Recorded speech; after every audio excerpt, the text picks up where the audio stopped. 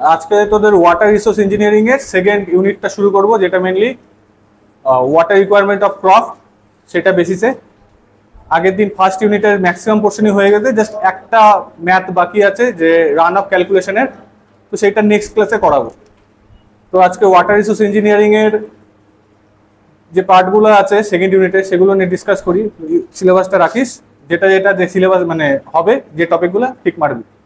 আগের দিনের সিলেবাসে দেখ, খালি লাস্টের আগের টপিকটা নিউমেরিক্যালের আগে একটা টপিক আছে না, হ্যাঁ, তো ওই ডিসচার্জ মেজারমেন্ট আর রান অফ ডিসচার্জ মেজারমেন্টের সেম ফর্মুলা। তো সেই ফর্মুলাটা তার একটা অঙ্ক করানো বাকি আছে, সেটা যেটা বললাম নেক্সট ক্লাসে করাবো। তো আজকে সেকেন্ড ইউনিটে চলে আসি। সেকেন্ড ইউনিট আছে, দেখ কি আছে, irrigation and it's classification, first topic. তো ফার্স্ট টপিকে আমরা চলে আসি।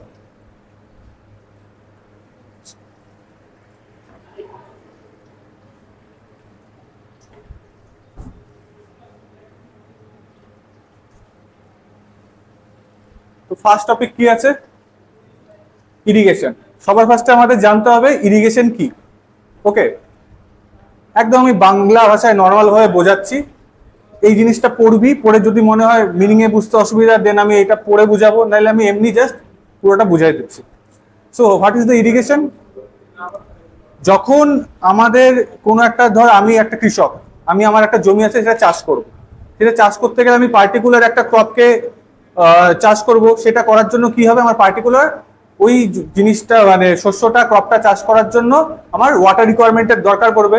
তো সেটা আমি কোথা থেকে ফার্স্টে মিট করাবো, নর্মাল বৃষ্টিপাত থেকে। কিন্তু তার জন্য যতটা ওয়াটার রিকোয়ারমেন্ট সেটা যদি নর্মাল বৃষ্টিপাত থেকে আমি না পাই, অথবা কোনো কারণে কোনো বছর খরা হলো বা বিভিন্ন রিজনে আমি সেই বছর সেই পর্যাপ্ত পরিমাণে জল পাচ্ছি না, তখন আমাদের কি করতে হবে, আর্টিফিশিয়াল অ্যারেঞ্জমেন্ট করতে হবে, যেন আমি রিভার থেকে কোনো একটা চ্যানেল দিয়ে বা ক্যানেল দিয়ে জল নিয়ে এসে আলটিমেটলি আমার যতটা রিকোয়ার্ড জল, সেই জলটা আমি আমার ফিল্ডে ফেলতে পারি। তা দিয়ে কি করবো, আমরা আমাদের যা চাষ করব সেই ক্রপটাকে ওর ফুল ফেজ ডেভেলপমেন্ট করাতে পারি। তো এই যে আর্টিফিশিয়াল ওয়ে, যার মাধ্যমে আমি জল নিয়ে আসবো, জল নিয়ে এসে আমি আমার জমিতে ফেলবো, সেই প্রসেসটাকে বলে ইরিগেশন। ওকে, তো কি ডেফিনেশনটা কি লেখা আছে একবার পড় জোরে জোরে কেউ। Irrigation is the process of applying water to the crops artificially to fulfill their water requirements. Irrigation is the process of supplying water to the land at regular intervals by means of canals and other artificial methods to enhance agricultural growth and maintain the landscape during the periods of less numerous rain. Clear? Irrigation কি, next হলো Y irrigation is essential. আমি এই যে ডেফিনেশনটা বললাম, এখান থেকে বুঝতে পারছি ইরিগেশন কেন দরকার। আমার ক্রপের যতটা ওয়াটার রিকোয়ারমেন্ট, সেটা যদি আমি আমার নর্মাল রেইনফল থেকে বা নর্মাল যে আমার ওয়াটার সাপ্লাই সেখান থেকে আমি ইউটিলাইজ করতে না পারি, আমার আরো এক্সেস রিকোয়ারমেন্ট থেকে থাকে, সেই সময় কি হবে, আমার ইরিগেশন ম্যান্ডেটরি হয়ে যাবে। তো কি লেখা আছে, irrigation of crop plants is mainly essential in drought prone area, মানে খরা প্রবণ এরিয়াতে irrigation mandatory. Drought prone area মানে খরা প্রবণ। ওকে, এছাড়া এটা কিভাবে করতে পারি, তার জন্য আমি ক্যানাল থেকে, ওয়েল থেকে, রিজার্ভার থেকে অথবা টিউবওয়েল থেকে জল সাপ্লাই করব, যেন রেইনি সিজনের থেকে পরেও যে এক্সেস ওয়াটারটা লাগে সেটা আমি এই প্রসেস দিয়ে মিট করাতে পারি। This are the essential criteria. Okay, next benefit. তাহলে আমি এই যে প্রসেসে ইরিগেশন যদি করতে পারি তাহলে আমার বেনিফিট কি কি। So first one is yield of crop. First one is yield of crop. What is the mean of yield of crop? yield of crop মানে যদি আমি ইরিগেশন প্রসেস করি এবং পর্যাপ্ত পরিমাণে জল সরবরাহ করি, সেক্ষেত্রে আমার যে শস্য চাষ করব সেই ক্রপটা প্রপার ইল্ডিং হবে, মানে সেই ক্রপটার ফসল ভালো হবে। yield মানে কি, yield of crop মানে যে ক্রপটা তোর হচ্ছে সেটা ওর যে ম্যাক্সিমাম পয়েন্ট, আমি কোনো একটা যদি ধান চাষ করি, আমার জমি সাপেক্ষে যে ম্যাক্সিমাম যতটা ধান চাষ করতে হবে সেই পরিমাণ ধানটা আমি সেই গ্যাদার করতে পারবো ইরিগেশন প্রসেসে। ইল্ড অফ ক্রপ মানে এই যে ধানের উৎপন্ন যেটা হবে সেটা বাড়বে। ওকে, নেক্সট হলো প্রোটেকশন ফ্রম ফেমাইন। ফেমাইন মানে দুর্ভিক্ষ। কি হবে, যদি আমি ইরিগেশন প্রসেস না অ্যাডপ্ট করি, সেই ক্ষেত্রে আমি প্রপার ভাবে চাষ করতে পারবো না, সেই বছর আমার ভালো চাষ হবে না। এতে কি হবে, পুরো এরিয়া জুড়ে একটা দুর্ভিক্ষ দেখা দিবে, সেই জায়গাটাকে আমি মিট করাতে পারি বা প্রোটেকশন নিতে পারি কি, ইরিগেশন প্রসেস অ্যাপ্লাই করে। Next, improvement of cash crop. এখানে একটা টার্ম আসলো ক্যাশ ক্রপ, এটা আমরা একটু পরেও পড়বো ক্যাশ ক্রপ কি। জাস্ট আমি অল্প করে বলে রাখি, ক্যাশ ক্রপ হলো যে সমস্ত ক্রপকে আমরা বিক্রি করে ইনকাম করতে পারি, সেটা হলো ক্যাশ ক্রপ। তো যখন আমি ইরিগেশন অ্যাপ্লাই করব, হ্যাঁ কনজিউম করি না ইনক্লুডিং, তো আমি এই ক্যাশ ক্রপের যে ক্যাশ ক্রপ চাষ করে মানে কি বলবো, আমি ধর কোনো একটা পার্টিকুলার, ধর আমি অ্যাজ এ এক্সাম্পল হুইট নিলাম, হুইট আমি যদি বেশি পরিমাণে চাষ করি তাতে আমার প্রথমে ইল্ড বাড়বে, তাদের বিক্রি করে আমার ইনকাম বাড়বে। তাহলে এই ক্যাশ ক্রপ যা যা যা ক্যাশ ক্রপের আন্ডারে পড়বে, আমি জাস্ট এক্সাম্পল হিসেবে হুইট বললাম, ক্যাশ ক্রপের আন্ডারে যা যা পড়বে সেই সমস্ত পণ্যগুলো বা ক্রপগুলো আমার উৎপন্ন বেশি হবে, তাতে আমার কি হবে, আমার ওয়েলথ বাড়বে এবং আমার ফিনান্সিয়াল কন্ডিশন ডেভেলপ করবে as a farmer. Next prosperity of farmer, যেটা আমি মাত্র বললাম সেটাই প্রসপারিটি অফ ফার্মার, আমার সমৃদ্ধি বাড়বে, আমার উন্নতি হবে as a farmer. Next development of fishery, এটা কিভাবে রিলেটেড, কারণ দেখ যখন আমি ইরিগেশন প্রসেস অ্যাপ্লাই করব তার জন্য আমি কি কি করতে হচ্ছে, প্রথমে একটা ক্যানেল বানাতে হচ্ছে যেটা কিনা রিভার থেকে ওয়াটার সাপ্লাই করবে, রিজার্ভার বানাতে হচ্ছে, এই জিনিসগুলোকে আমি অ্যাজ এ ফিশারি মাছ চাষে কাজে লাগাতে পারবো যাতে আমার ফিশারি বাড়বে। নেক্সট লাস্ট হলো source of revenue, income source বাড়বে যখনই আমি এই প্রসেসগুলো অ্যাপ্লাই করব, এর সাথে রিলেটেড যা যা মানুষ থাকবে সবার ইনকাম সোর্সটা বাড়বে। This are the benefits of irrigation. কারো কোনো কোশ্চেন আছে এই slide related?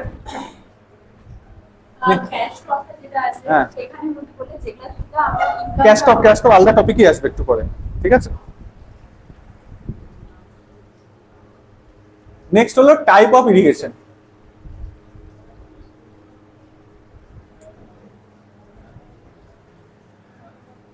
So the type of irrigation, first হলো ফ্লো ইরিগেশন, লেখাটা বোঝা যাচ্ছে?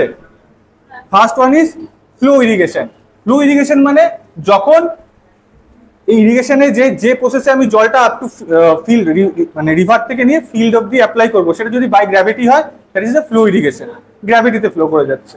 নেক্সট হলো লিফট ইরিগেশন, মানে যেটা এগেনস্ট গ্র্যাভিটি, মানে আমি আন্ডারগ্রাউন্ড যে ওয়াটার সোর্স আছে সেখান থেকে আমি জল তুলবো against gravity, that is the lift irrigation. এবার জাস্ট আমি এর ভাগগুলো দেখে নিই। ফার্স্ট ওয়ান ইজ, যদি ফ্লো ইরিগেশনকে ভাগ করি, first one is inundation irrigation, second is perennial irrigation. Now what is the inundation irrigation? River দুই রকমের হয়, এক হলো পেরিনিয়াল রিভার, এক হলো ইনান্ডেশন রিভার।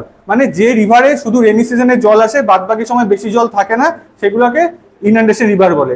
এই টাইপ অফ রিভারের থেকে যদি ভাব যে এরকম একটা রিভার গেছে, সেই রিভারের সাইড থেকে আমি একটা ক্যানেল নিলাম, নিয়ে এখানে আমার জমি এই ক্যানেলের পাশ দিয়ে নিয়ে গেলাম এবং এখান থেকে আমি ফিল্ডে জল সরবরাহ করলাম। এই প্রসেসে যদি করি তাহলে কি হবে, এই রিভারটা যেটা ইনান্ডেশন রিভার, সেটা একমাত্র মনসুন সিজনে ওভারফ্লো হবে এবং তার যখন জল স্বাভাবিকের থেকে বেশি হয়ে যাবে, হাই ফ্ল্যাট লেভেলে পৌঁছে যাবে, তখন এক্সেস জল কি করবে, আমার এই চ্যানেল দিয়ে ঢুকে যাবে, ঢুকে গিয়ে আমার আলটিমেটলি ফিল্ডে এসে আসবে এবং এই প্রসেসে যে চাষ করা হয় তাকে বলে ইনান্ডেশন রিভার। এই ইনান্ডেশন রিভার করার জন্য এই জাংশনটা, যেখানে রিভারের সাথে চ্যানেল কানেক্টেড থাকবে, সেখানে কোনো অপারেটেড গেট থাকে না, জাস্ট এমনি মাটি কাটা অবস্থায় থাকে, রিজার্ভার থেকে ডিরেক্ট এক্সেস জল পুরো চলে যায়, রিভার থেকে। এতে মেন ক্ষতি কি হয়, কারণ এতে তো কোনো রেগুলেটর সিস্টেম নাই, তাতে বর্ষাকালে অতিরিক্ত সব জল গিয়ে আমার কি হয়, জমি ভাসায় দিবে, তো এতে আমার ক্ষতি হওয়ার প্রবণতাও থাকে। Okay, next perennial irrigation. Perennial irrigation মানে যে সমস্ত রিভার পেরিনিয়াল রিভার, মানে সারা বছর জল থাকে, সেই সমস্ত রিভারে কি হয় যে আমি প্রথমে একটা ডাইভারশন হেডওয়ার্ক করব। ডাইভারশন হেডওয়ার্ক কি, যেন নদীর যে জলটা থাকবে সেটা রিজার্ভার লেভেল বাড়াতে পারি, ওয়াটার লেভেল বাড়াতে পারি, তারপর এক্সেস ওয়াটারটাকে একটা রেগুলেটেড গেট দিয়ে চ্যানেলাইজ করে নিয়ে গিয়ে তারপর আমার ফিল্ডে নিয়ে যাব। এই প্রসেস যদি পেরিনিয়াল রিভারের উপর করি তাহলে সেটাকে বলবো আমি পেরিনিয়াল ইরিগেশন। এতে আমার সুবিধা কি হয়, যেহেতু আমার হেডটা রেগুলেট করতে পারি গেট দিয়ে, তাই অতিরিক্ত জল আমি আটকাতে পারবো, আমার যতটা দরকার তত নিতে হবে এবং সারা বছর সেই জলটা পাবো। এবার তোদের কাছে একটা কোশ্চেন থাকবে, পেরিনিয়াল রিভারে সারা বছর জল থাকলেও সেটা তো যে ম্যাক্সিমাম লেভেলে থাকবে এরকম তো ব্যাপার না, সেই জন্য ডাইভারশন হেডওয়ার্কটা করা। ডাইভারশন হেডওয়ার্ক করে আমি জলের লেভেলটাকে বাড়ায় নিব, যেন আমি এক্সেস জল চ্যানেলে আমি ট্রান্সফার করতে পারি। ওকে, পাইপ না, এই যে এইটা ধর নদী স্ট্রেচ, এখানে আমি ডাইভারশন হেডওয়ার্ক করে জল আটকালাম, জলের লেভেল বাড়লো, তারপর এই সাইড থেকে দুই সাইড থেকেই আমি আলাদা করে ক্যানেল বের করতে পারি, সেই ক্যানেলের সামনে আমি রেগুলেটর লাগাবো, তাহলে রেগুলেটর লাগালে কি হবে, জলের যে প্রবেশটা সেটাকে আমি রেগুলেট করার ক্ষমতা আমার হাতে থাকবে, তখন সেই জলটা এর মধ্যে দিয়ে প্রবেশ করবে, তারপর main canal, সাবমেন canal, branch canal এরকম হয়ে আলটিমেটলি তোর ফিল্ডে গিয়ে পৌঁছাবে। ওকে,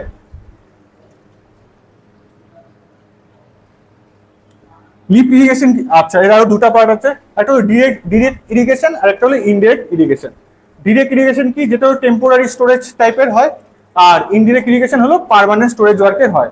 মেইনলি কি ব্যাপারটা হলো, আমি কোনো ছোট ওয়্যার দিয়ে, ওয়্যার তোরা জানিস না হয়তো পড়িস না, ওয়্যার মানে হলো ধরলাম এটা আমার নদীর বেড, এদিক দিয়ে জল ফ্লো হচ্ছে, তো আমি এখানে একটা ওয়্যার বানালাম, তাতে কি হবে, এখানে বেড লেভেলে জল হাই হয়ে যাবে, জল হাই হয়ে একসময় এখানে জল হাই হয়ে এইভাবে সারপ্লাস ওয়াটার এইভাবে ফ্লো করে যাবে।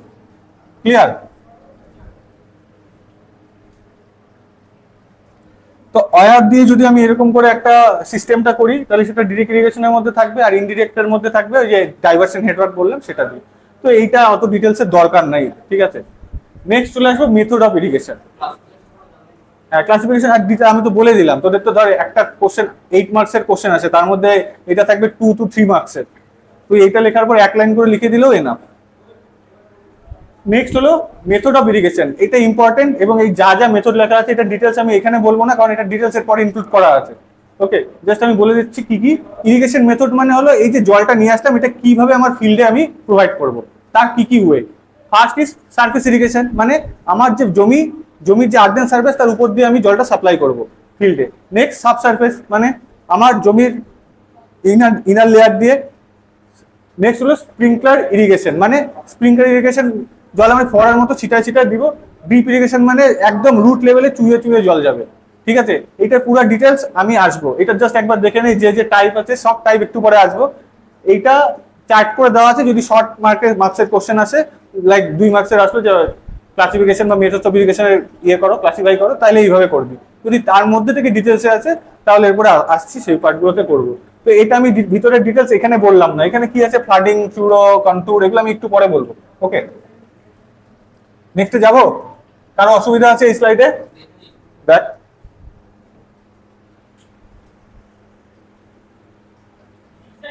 এই জিগজ্যাগ মেথড কি ডিটেলসেই বলবো, এই স্লাইডের পরে এই মেথড গুলাই আসবে পরপর একটা একটা করে ডিটেলসে,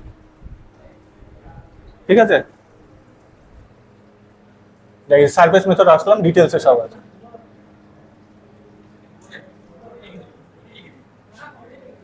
হ্যাঁ,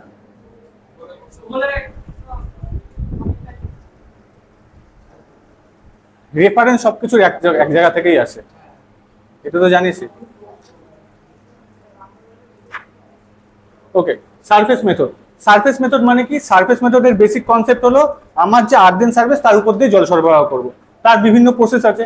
তো সারফেস মেথডে কি লেখা আছে, in this method the irrigation water is distribute to the agricultural land through the smaller channel which flood the area to the required depth. মানে আমি একটা স্মলার চ্যানেল দিয়ে আমার জমিটাকে ফ্লাডেড করব বা জল সরবরাহ করব, সেটা above the earth surface. This is the surface method.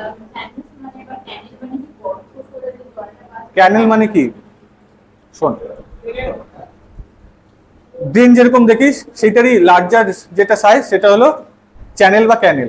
এবার না, ডিফারেন্স আছে, চ্যানেল তোর হয়ে যাবে আলাদা ইয়েতে, মানে সে তোদের এগুলো সিলেবাসে আছে, আমি ওই জন্য এখন ডিটেলসে ঢুকতে যাচ্ছি না। ক্যানেল হলো ওয়াটার সাপ্লাই পারপাসে, এখানে ক্যানেল ইউজ করব। চ্যানেল হয়ে যাবে ড্রেনেজের ক্ষেত্রে, ওটা আলাদা পারপাসে যাব, ঠিক আছে, ড্রেনেজ চ্যানেল। ক্যানেল দিয়ে হলো আমরা রিভার থেকে ওয়াটার সাপ্লাই করব, দিস ইজ দ্য ক্যানেল। এর সেকশন কি হতে পারে, রেক্টাঙ্গুলার হতে পারে, ট্রাপিজয়েডাল হতে পারে। এক সেকেন্ড আমি অ্যান্সারটা দিয়ে নিই। তোরা ফ্লুইড আগের বার যখন পড়ছিস, মোস্ট ইকোনমিক্যাল সেকশন ছিল না ওপেন চ্যানেল ফ্লোতে মোস্ট ইকোনমিক্যাল সেকশন ট্রাপিজয়েডাল ছিল, রেক্টাঙ্গুলার ছিল। সেই যে সেকশনগুলো পড়ছিস, those are the section of canal or channel. Clear?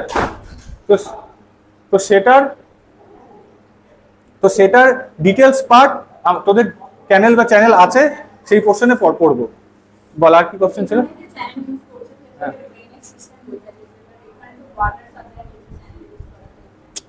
তুই ব্যাপারটা বুঝতে পারছিস না। আমি আসি এই জায়গাগুলোতে, ইনিশিয়ালি আমি ক্যানেল দিয়ে রিভার থেকে জল নিয়ে তারপর ফিল্ড চ্যানেল, বিভিন্ন সাব ক্যাটাগরি আছে, সেইটা দিয়ে ফিল্ড চ্যানেলে ফিল্ডে জল আসি, প্রত্যেকটা পড়বো। ওকে, নেক্সট হলো ফিউরো মেথড। এক্স যা যা বলার থাকবে এই সমস্ত গল্পের মতো বিষয় একদম এন্ডে আবার 15 মিনিট টাইম দিব, তখন বলবি, নোট করে রাখ তোর গাজল ডোবা 1 নম্বর করে। তো ফার্স্ট মেথড হলো সারফেস ইরিগেশনের ইজ দ্য ফিউরো মেথড। এই মেথডে কি হয়, আমি ভিতরের লেখাতে আগেই যাচ্ছি না, আমি ব্যাপারটা বুঝাই দিই। দেখ, আমার কাছে একটা ল্যান্ড আছে, এটা হলো ল্যান্ডটাকে আমি প্রথমে এরকম স্মল স্ট্রিপে ভাগ করব, যার মাঝখানে কিছু ফিল চ্যানেল থাকবে, আর এটা হলো আমার মেইন চ্যানেল। রিভার থেকে মেইন ক্যানালে জল আসবে, ভাব এই সাইডে কোথাও রিভার আছে, রিভার থেকে মেইন ক্যানালে জল আসবে, জল তারপর আমি প্রত্যেকটা চ্যানেলে পাঠাবো। মাঝখানে কিছু গাছ থাকবে বা যে ক্রপ চাষ করবো সেটা থাকবে। এটা কি করবে, এর মধ্যে দিয়ে জল ইনফিল্ট্রেট হয়ে ওর রুট লেভেলে পৌঁছাবে। এইভাবে যেখানে জল সরবরাহ করবো, এই মেথডটা হলো ফিউরো মেথড। তো দেখ এবার কি বলছে এখানে, in this method the irrigation water is supplied to the land by digging narrow channel knowing furrow. এই যে ছোট ছোট চ্যানেল গুলা করছি, যেটা ছোট ছোট চ্যানেল করে পুরো জমিটাকে ভাগ করছি, that are the furrow. The water flows through the furrow and infiltrate into the soil and spread laterally to saturate the root zone of the crop. The method is suitable for the crop. এই জায়গাটা mainly জানতে হবে, উপরেরটুকু তো আমি বুঝাই দিলামই। এই মেথডটা আমি কোথায় অ্যাপ্লাই করব। কি বলছে, this method is suitable for the crop which are শোন ইন রো, মানে যে সমস্ত আমি ক্রপগুলোকে আমি রোয়ে রোয়ে লাগাতে পারবো, বপন করতে পারবো, সেই সমস্ত ক্ষেত্রে এটা সুইটেবল। তার এক্সাম্পল কি, potato, groundnut, tobacco, sugarcane etcetera. Okay, furrow method বুঝলাম। মেন আমাকে ছবিটা যদি আছে, আমাকে ছবিটা লাইন ডায়াগ্রামে আঁকতে হবে, ঠিক আছে? ডিগিং মানে খোঁড়া। ক্লিয়ার? নেক্সট চলে আসি কন্ট্যুর ফার্মিং। এই ছবিটা দেখ কন্ট্যুর ফার্মিং এর। কন্ট্যুর ফার্মিং কি আগে আমি বুঝাই দিই। ধর আমার একটা কন্ট্যুর ফার্মিং সবসময় আমরা হিলি এরিয়ার জন্য আমি প্রেফার করব। হিলি এরিয়াতে কি হয়, ধর একটা ল্যান্ডকে, এখানে দেখতে পাচ্ছিস একটা ল্যান্ডকে এইভাবে আমি ভাগ করব স্মল বান্ড দিয়ে দিয়ে।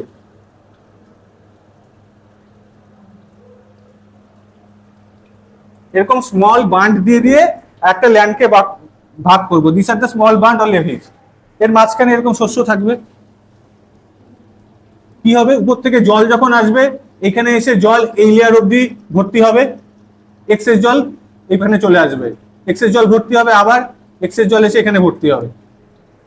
এই মেথডে যে জল সরবরাহ করা হয়, that's of the contour farming. এবার এই ছবিটার সাথে এটাকে রিলেট কর। দেখ পুরা এর ঢাল বরাবর এর মাঝখানে যে ক্রপ লাগানো আছে, সামনে যে বান্ড দেওয়া আছে, ক্রপ লাগানো, সামনে বান্ড। জল যখন উপর থেকে আসবে, আস্তে আস্তে এখানে এই বান্ডের জন্য স্টে করবে, এক্সেস জল টপলিং হয়ে নিচের পার্টে চলে আসবে। This are the contour farming.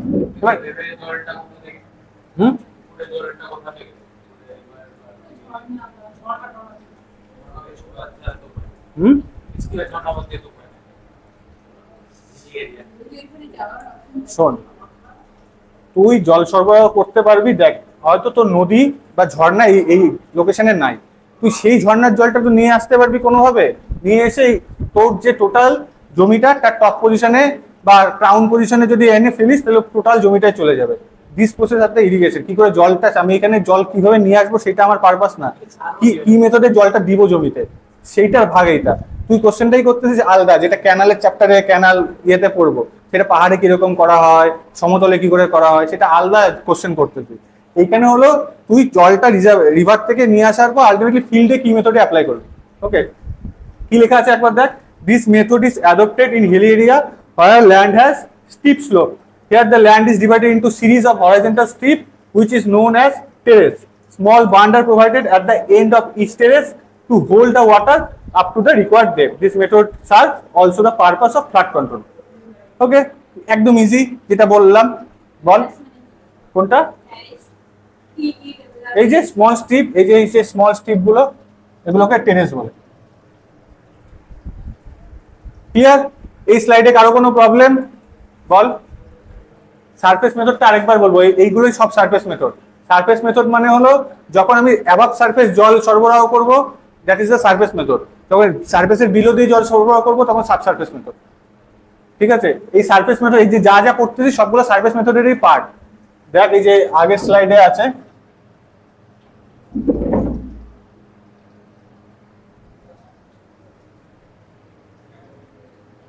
দেখ এই যে সারফেস মেথডেরই part, flooding, furrow method, control farming. ওকে,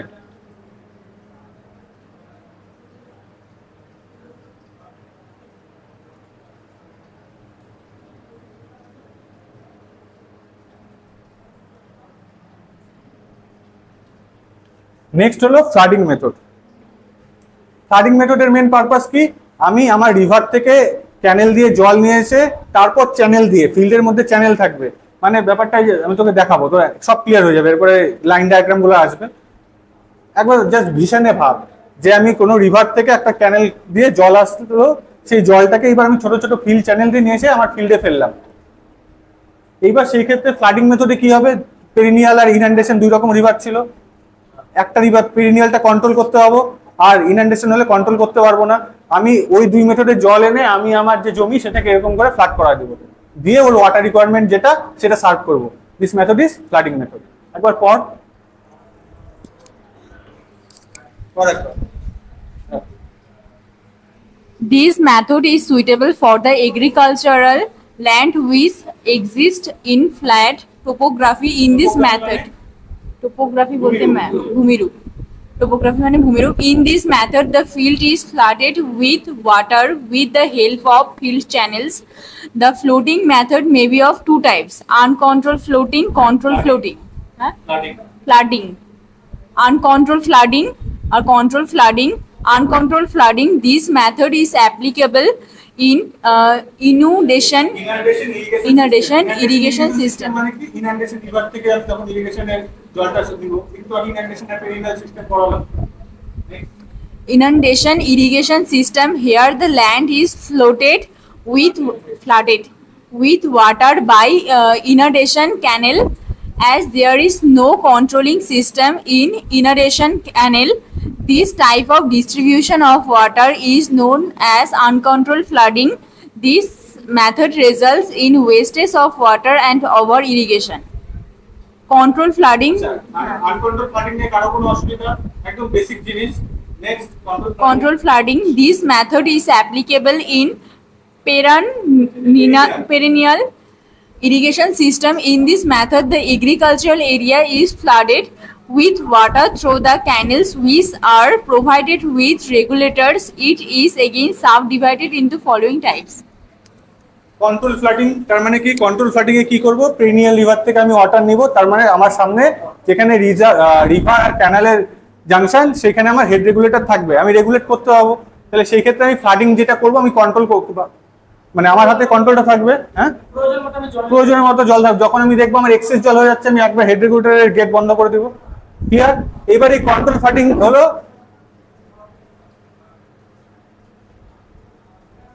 কন্ট্রোল ফ্লাডিং হলো 5 রকমের হয়। First one is free flooding, second is basin flooding, third check আর বর্ডার এন্ড জিগজ্যাগ মেথড। এগুলো কি, এবার এগুলো ডিটেইলসে আসি। So first one is free flooding.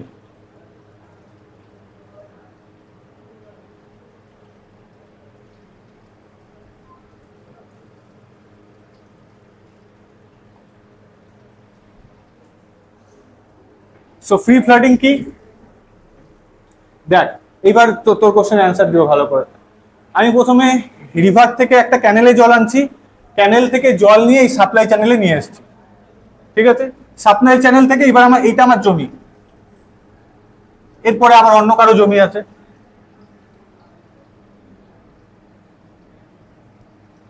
এবার আমার সাপ্লাই চ্যানেল থেকে আমার ফিল্ডের মধ্যে আমি কিছু ফিল্ড চ্যানেল ক্রিয়েট করে করে, FC stand for field channel, field channel create করে করে আমার জমিটাকে কিছু রেক্ট্যাঙ্গুলার ভাগে ভাগ করে দিলাম।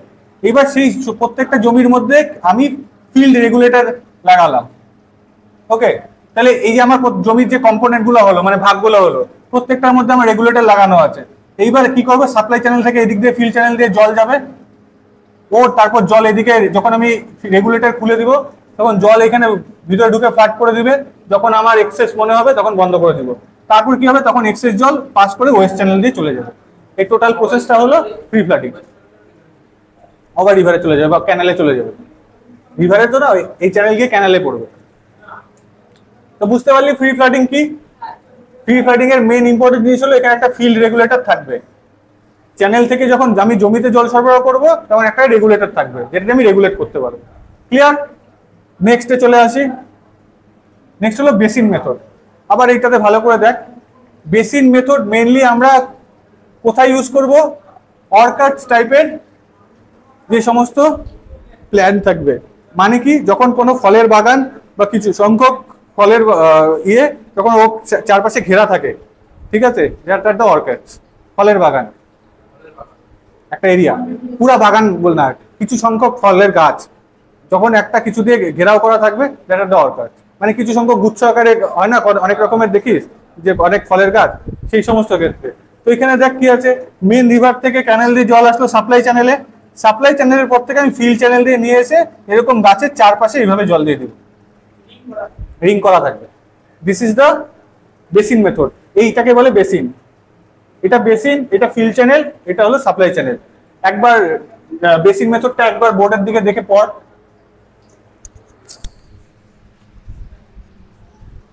Basin method. This method is employed for watering occurs. In this method, each tree or a group of trees are enclosed by circular channel through which water flows. The circular channel is known as basin. Each basin is connected to field channel. The field channel is again connected to the supply channel. When all the basins are filled with water, the supply water is stopped. তাহলে basic মেথডে কারো কোনো বুঝতে problem, question থাকলে বল এখনই। Field regulator, FR stands for field regulator, FC stands for field channel. তাহলে next check flooding এ চলে যাই। দেখ চেক ফ্লাডিংটা কি করব, আবার আমার সাপ্লাই চ্যানেল আছে, এটা আমার সাপ্লাই চ্যানেল, ক্যানেল থেকে জল সাপ্লাই চ্যানেলে আসছে, আসার পর এটা আমার ফিল্ড চ্যানেল, এটা আমি ফিল্ডের মধ্যে আমি বানানো আমার। এবার কি করবো, যে মাঝের যে এরিয়াটা, যেটা এখানে কোনো ভাগ ছিল না, এটাকে আমি ছোট ছোট bund, B stand for bund, এই যে B stand for bunds, small bunds দিয়ে ভাগ করে দেবো। তাহলে আমার এইবার হলো এক একটা প্লট ছোট ছোট হয়ে গেল। বান্ডস দিয়ে ভাগ করার মেন উদ্দেশ্য কি, জল স্লোপে যেন একদম নিচে না চলে আসে। মানে ভাব এটাকে ফ্ল্যাট টেরেন হিসেবে ভাব, তাহলে তো একদম এন্ডে গিয়ে কোথাও জলকে স্ট্যাক হতে থাকবে। বান্ড যদি দিয়ে দিই, তাহলে আমার এই জায়গাটুকুর মধ্যে জল স্ট্যাক থাকবে। পরে রেগুলেটর, মানে পরে এখানে কিন্তু রেগুলেটর নাই, চ্যানেল থেকে যে জলটা ঢুকবে সেটা আবার এখানে স্ট্যাক থাকবে। তাহলে এই এক একটা যে ছোট ছোট ভাগ, এগুলোকে বলে হলো check basin, CB, check basin. তাহলে কি হবে, সাপ্লাই চ্যানেল থেকে জল ফিল্ড চ্যানেলে ঢুকবে, তারপর এক একটা চেক বেসিনে ঢুকবে, সেই জলটা বান্ডের মধ্যে আটকাবে, তাহলে সেখানে স্ট্যাক হয়ে থাকবে। তাহলে এই মেথডে যে ফ্লাডিং করা হয় তাকে বলে চেক ফ্লাড। হ্যাঁ, জমির জায়গা বান্ড বলে না। ধর তুই, এইটা তোর ফ্ল্যাট টেরেন, এদিক দিয়ে ঢুকলো জল, ঢোকার পরে এখানে আমার ছোট আল দেওয়া আছে, জমির মধ্যে আল দেখি না, ওই আলটাই স্মল বান্ড করে যাবে। আমার তো রিকোয়ার্ড তো ওই আল অব্দি, আমার তো রিকোয়ার্ড হলো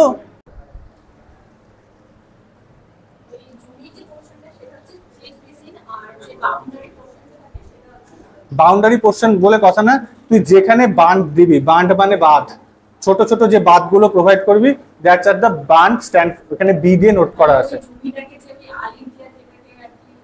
ভাগ ভাগ করা থাকে সেই জিনিসটাই। ক্লিয়ার? এটা কারো কোনো কোশ্চেন?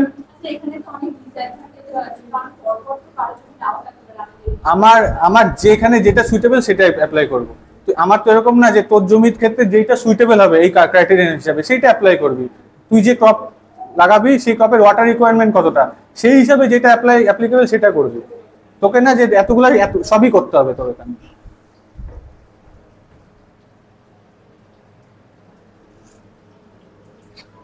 নেক্সট হলো বর্ডার স্ট্রিপস।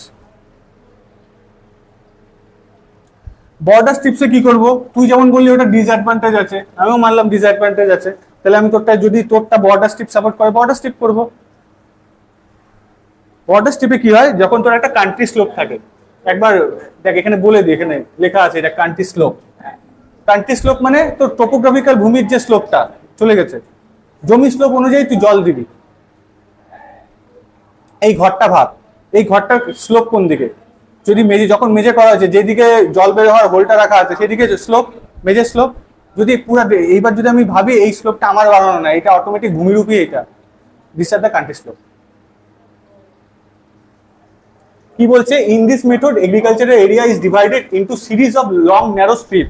এটা সাপ্লাই চ্যানেল, সাপ্লাই চ্যানেলের পরে বাদ বাকি যে আমার জমিটা আছে সেটা এল স্ট্যান্ড ফর লেভিস, সে মানে বাদ, একই জিনিস, বাদ দিয়ে দিয়ে ছোট ছোট স্ট্রিপে ভাগ করে নিলাম। যে এইটা স্লোপ কান্ট্রি স্লোপ বরাবর আছে, মানে ভূমিটা যেদিকে আছে সেই বরাবরই, ওই কান্ট্রির স্লোপ অনুযায়ী। তো এতে কি হবে দেখ, সিরিজ অফ ছোট ছোট ছোট স্ট্রিপে ভাগ করলে এই যে ছোট ছোট স্ট্রিপ গুলো এক একটা যেটা হয় একে বলে বর্ডার স্ট্রিপ। এটা বিএস দিয়ে নোট করা আছে, border strip. These strips are aligned along the country slope so that water can flow easily throughout the area. This method is suitable when the area is at a level with gentle country slope. মানে খুব ঢালু বা খুব steep এরকম জায়গা না, gentle country slope থাকবে, automatic জল আস্তে আস্তে এক জায়গায় দিলে পুরাটার মধ্যে ছড়া যাবে, সেরকম যদি হয়। তুই কি হ্যাঁ, তুই কি জোর করে বাদ দিয়ে 10 জায়গায় বাদ বানানোর খরচা করবি না 10 জায়গায় আলাদা করে দেওয়া হবে? তো যদি এই কান্ট্রি স্লোপ এটা পারমিট করে তখন তুই এটা করবি। একই জিনিস, দুই জায়গায় দুইটা দিয়ে লেখা আছে যেন বুঝতে পারিস। লেভিস এন্ড ব্যান্ডস, ছোট ছোট ছোট বাঁধকে লেভিস বলে। হ্যাঁ, সেমি, খালি এইবার এই বরাবর বাঁধ না দিয়ে টোটাল ভার্টিক্যাল বাঁধ দিয়ে আলাদা আলাদা স্ট্রিপে বিভক্ত করলাম। এবার আগের বার বাঁধে জল আটকা তো আর আলাদা আলাদা ছোট ছোট ফিল্ড চ্যানেল দিয়ে যেত, এবার সাপ্লাই চ্যানেল থেকে ডিরেক্ট জল যাবে। ক্লিয়ার? নেক্সট হলো জিগজ্যাগ। জিগজ্যাগও দেখ এইটার মতনই সেম, খালি এইবার যে বাঁধগুলো দেওয়া হয়েছে সব জিগজ্যাগ প্যাটার্নে। তাহলে একবার জল এদিক দিয়ে ঢুকবে, নেক্সট এদিক দিয়ে, এইভাবে। এতে কি হবে, জলের যে যদি কন্টিনিউয়েশন ফ্লোটা সেটা অ্যাব্রপ্ট হবে, আটকাবে, রেজিস্ট হওয়াতে জল স্ট্যাগ হওয়ার টাইম পাবে। Clear? This are the method of surface irrigation. এই রিলেটেড কোনো problem? Next subsurface method. Subsurface মেথডে কি করব, ধর আমার এরকম কোনো ক্রপ আমি চাষ করব যেটার জলের রিকোয়ারমেন্ট বেশি, সেক্ষেত্রে উপরে যদি আমি বেশি জল দিতে থাকি সেটা আর মাটি যেটা সেটা নিচ অব্দি যদি না পৌঁছে তাহলে আমার ওয়েস্টেজ বেশি হয়ে যাবে, আমার খরচা বেশি হবে। সেই ক্ষেত্রে যে সমস্ত জায়গায় আমাকে পারমিট করবে সেই সময় জায়গায় কি করব, আমি main pipe, submain pipe, lateral pipe. Main pipe আছে সেখান থেকে এগুলো সাবমেইন পাইপ আসছে, তারপরে এই যে ল্যাটারাল পারফোরেটেড পাইপ মানে ফুটা ফুটা ফুটা ফুটা করা আছে, এর মধ্যে দিয়ে জল সরবরাহ করব। তখন কি হবে, মেইন পাইপ থেকে জল সাবমেইন পাইপে আসবে, সাবমেইন পাইপ থেকে এই পারফোরেটেড পাইপ দিয়ে ড্রপলেট আকারে জমির মধ্যে ডিরেক্ট ঢুকে যাবে, ঢুকে গিয়ে ওই জমিটার মাটিটাকে স্যাচুরেট করে দিবে। এই প্রক্রিয়াতে যেটা করব সেটাকে বলবো সাবসারফেস ইরিগেশন অথবা ড্রিপ মেথড অথবা ট্রিকলিং মেথড অফ ইরিগেশন। ঠিক আছে, কি লেখা আছে রাজপথ? In this method, the water is applied to the root zone of the crops by underground network of pipes. The network consists of main pipe, sub-main pipes, and lateral perforated pipes. The perforated pipes allow the water to drip out slowly, and thus the soil below the root zone of the crops absorb water continuously. This method is suitable for permeable soil like sandy soil. This method is also known as drip method or trickle method of irrigation. তাহলে এখানে দুইটা জিনিস পাচ্ছি দেখ নতুন। এক হলো বলছি ড্রিপ আউট। ড্রিপ আউট মানে কারো বুঝতে অসুবিধা, বুদবুদ আকারে ছোট ছোট দানা আকারে বের হওয়া। আর হলো পারমিয়েবল সয়েল। পারমিয়েবল সয়েল মানে যার পারমিবিলিটি আছে। নেক্সট চলে যাই স্প্রিংকলার মেথডে। স্প্রিংকলার মেথড মানে কি, স্প্রিংকলার মেথডে ওয়াটারটাকে স্প্রে আকারে অ্যাপ্লাই করা হবে ফিল্ডের উপরে। This is the sprinkler method. চা বাগানে, তারপরে দেখবি রাজবাড়িতে গ্রাউন্ডের মধ্যে যে অ্যাপ্লাই করা হয় দেখবি ফোয়ারার মতো জল এভাবে ছিটে যায়, সেই স্প্রে করাটাকে বলে স্প্রিংকলার মেথড। এটা তিন ভাবে করা যায়। First one is perforation on lateral pipe, second is fixed nozzle on lateral pipe, and last is rotary sprinkler. তো এই তিনটার আবার ডিটেলসে আসি। এই স্লাইডে কারো কোনো প্রবলেম? আগে করে নিয়ে তারপর আমি বীজ রোপণ করব। আগে আমি জল দেওয়া সেট আপ করবো, তারপর বীজ রোপণ করবো। না, এইটা রিলেটেড জিনিসই আমি একটু পরে আসবো। তুই একটা জমিতে তোর ধর অনেকখানি জমি আছে, তুই পুরো জমি ধরে এক ফসল চাষ করবি না নিশ্চয়ই? তাহলে এক একটা জায়গায় এক রকম চাষ করবি।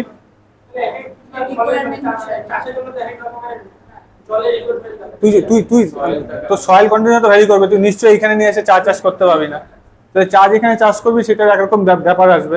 এই জিনিসগুলো একটু পরে আসবো, এটারও ডিটেলস আছে, তোর এই কোশ্চেনের অ্যান্সারও সলভ হবে। এইটা রিলেটেড এইখানে কোনো কোশ্চেন আছে? আগে যে কোশ্চেন ছিল আপাতত সলভ হয়েছে, পরের এই ডিটেলসে আসার পর এখন তোর এই কোশ্চেনটা থাকলে এটাও একটু করে সলভ হয়ে যাবে।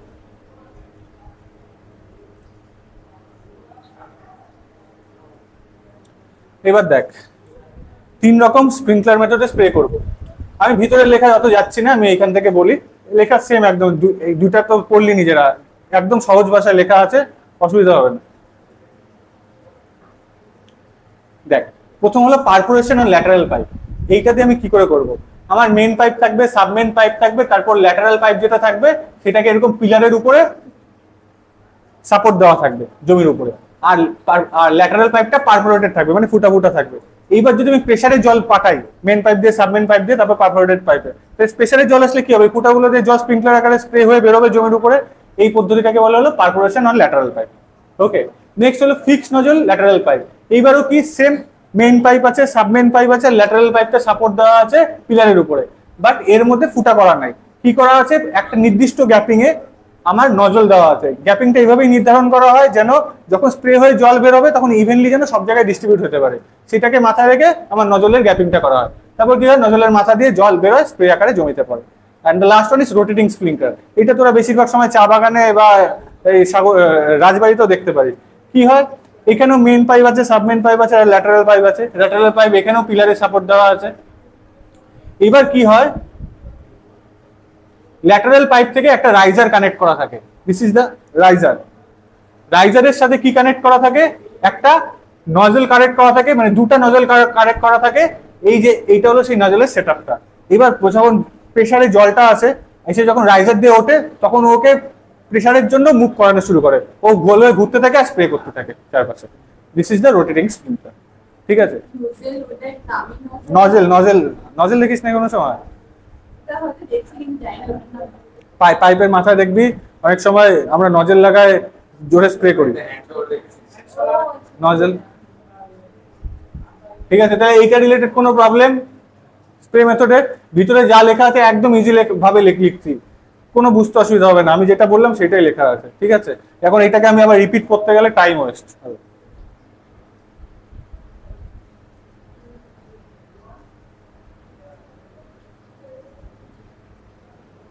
এবার হলো ওয়াটার রিকোয়ারমেন্ট অফ ক্রপ। এবার হলো যে তুই কোশ্চেনটা যেটা করলিস সেসবের অ্যান্সার কর। So first is water requirement of crop. Water requirement কি,